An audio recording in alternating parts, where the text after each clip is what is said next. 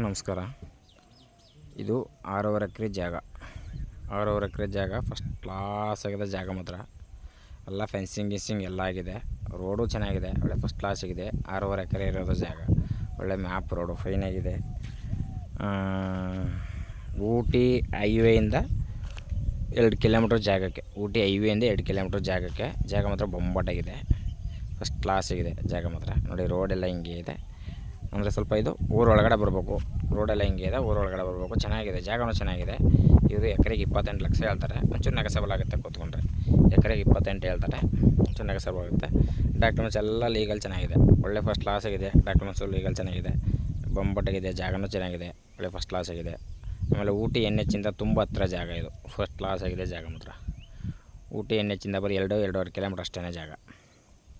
28 ಲಕ್ಷ ಹೇಳ್ತಾರೆ, ಒಂಚೂರು ನೆಗೆಸಬಲ್ ಆಗುತ್ತೆ. ಮೈಸೂರಿಂದ ಒಂದು 57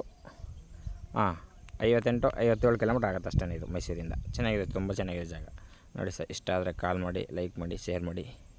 ಓಕೆ ಸರ್, ಥ್ಯಾಂಕ್ ಯು.